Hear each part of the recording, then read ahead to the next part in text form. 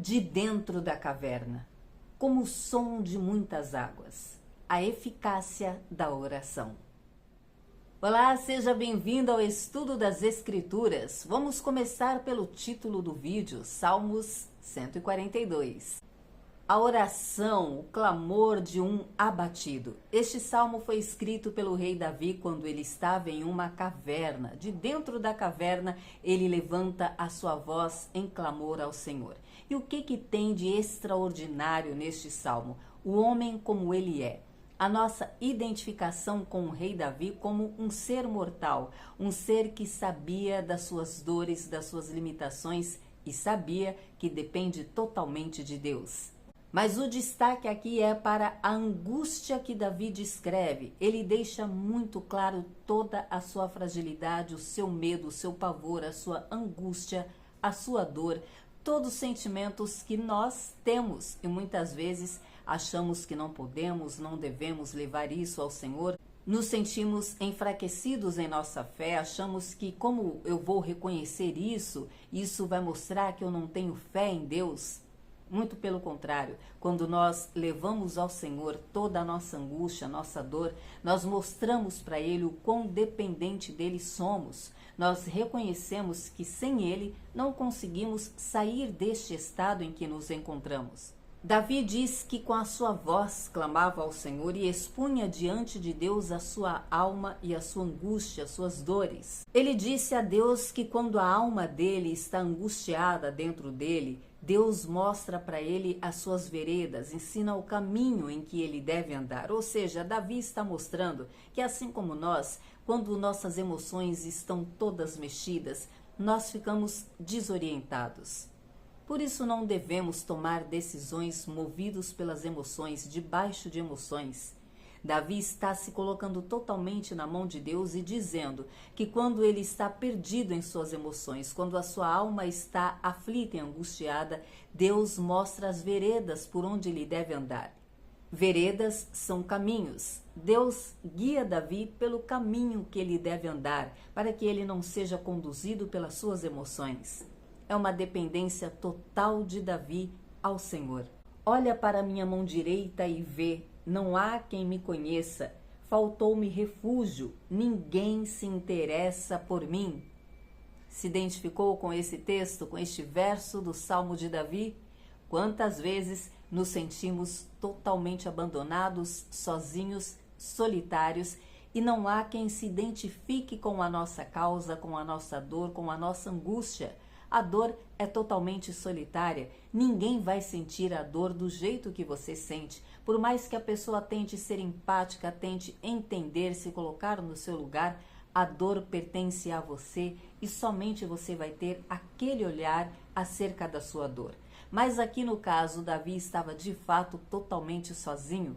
Seus amigos o abandonaram, ele estava sendo perseguido, ele estava escondido em uma caverna, lugar para onde nós corremos. Dentro da nossa caverna, nos escondemos dentro de nós mesmos, nos afastamos de todos porque queremos ficar na nossa caverna, como querendo esconder as nossas feridas, as nossas dores, não querendo que o mundo, que as pessoas vejam as nossas fragilidades. Davi estava dentro de uma caverna física, abandonado, sozinho, perseguido, mas ele sabia que tinha a quem recorrer. Ao Senhor Deus de Israel, e derramou o seu coração em clamor, a oração de um abatido. Davi fala que a alma dele estava abatida, ele estava totalmente entregue e fragilizado, mas ele se entregou para a pessoa certa, ele se colocou nas mãos do Deus de Israel, fez um clamor, uma oração,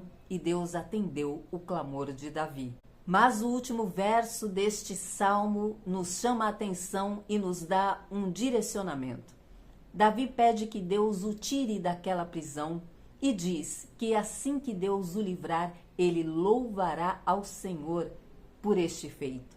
Quantas vezes clamamos, reclamamos, mas quando recebemos a bênção, esquecemos de louvar ao Senhor, esquecemos de dar a glória ao Senhor.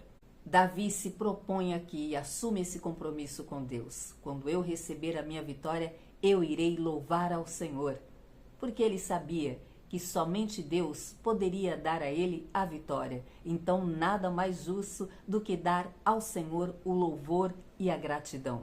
Vamos para o livro do profeta Ezequiel. Ainda dentro daquela ampla visão a qual o Senhor está conduzindo Ezequiel, o Espírito do Senhor está levando Ezequiel num voo panorâmico, vendo tudo o que o Senhor iria restaurar para o seu povo. Passamos pela restauração do templo e nos capítulos de hoje, Ezequiel verá a glória do Senhor dentro dessa restauração do templo, o altar do holocausto também sendo restaurado. O ministério do santuário, Deus vai passar toda a lei que deve ser colocada em ordem, deve ser seguida, e também vai falar sobre os levitas da linhagem de Zadok. Ezequiel diz que o Senhor o levou para a porta que dava para o Oriente. Então ele diz: eu vi a glória do Deus de Israel vindo do Oriente, e o som parecia como o barulho de muitas águas.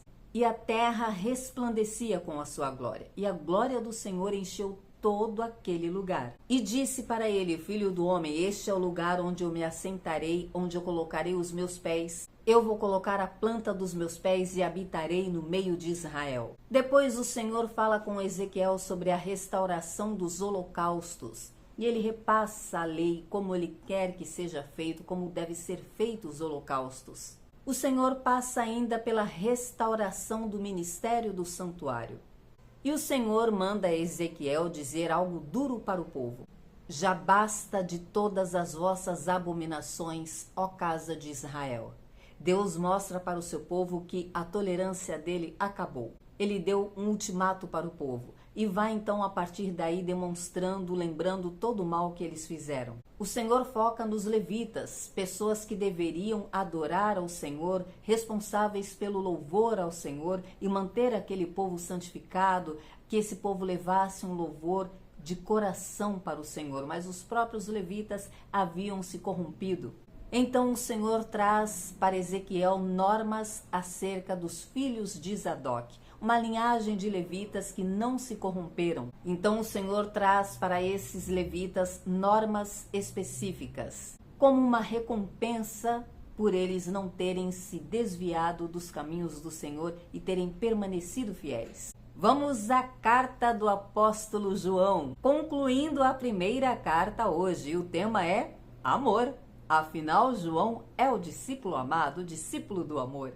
Mas antes de falar do amor, João fala sobre a fé em Cristo Jesus. Ele vai concluir a sua primeira carta focado nisto, na fé em Cristo Jesus e como exercer esta fé através da obediência que vem do amor a Deus.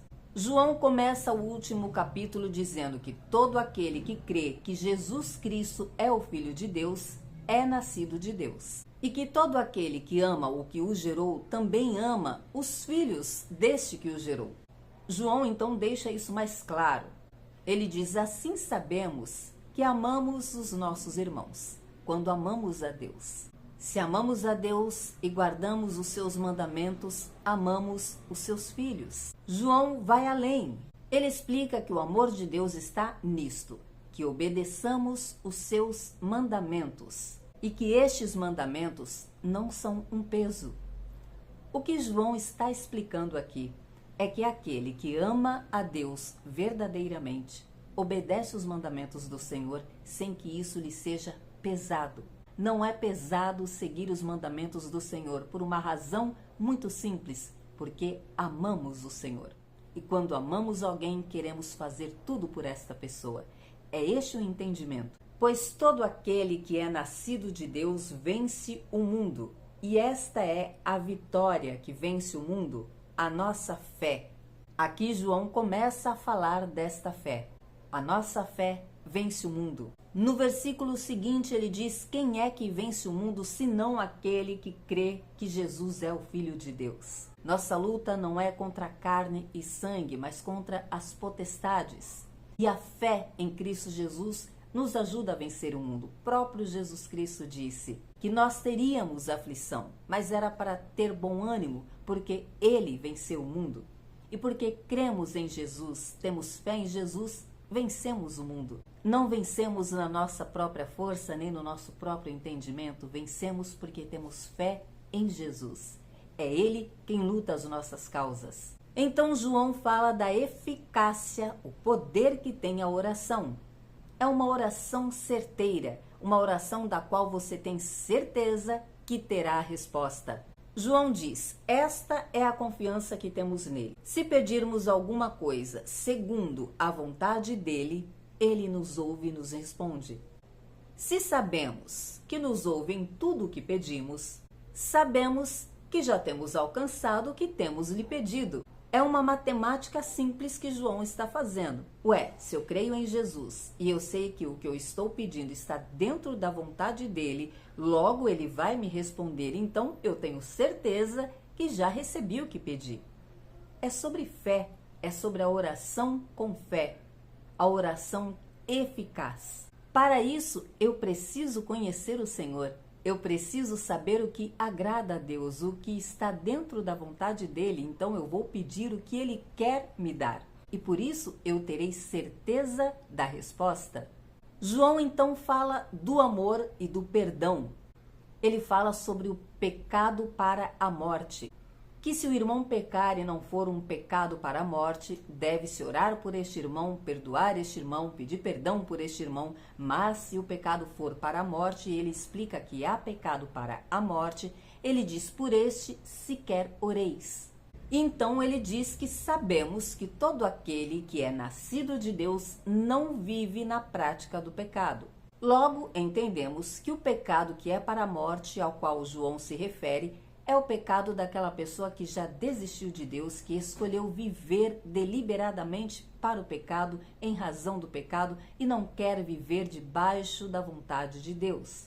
João acabou de ensinar que se pedirmos o que está dentro da vontade de Deus, ele fará. Em seguida, ele diz que se alguém peca para a morte, não ore por essa pessoa, ou seja, Deus não irá atender, porque esta pessoa pecou para a morte. Ele escolheu largar a Deus, apostatar da fé e viver no pecado. Mas ele explica que aquele que é nascido de Deus, ou seja, que foi verdadeiramente salvo, esta pessoa não escolherá viver para o pecado. Ela não vai apostatar da fé. E esta pessoa precisa de perdão e oração.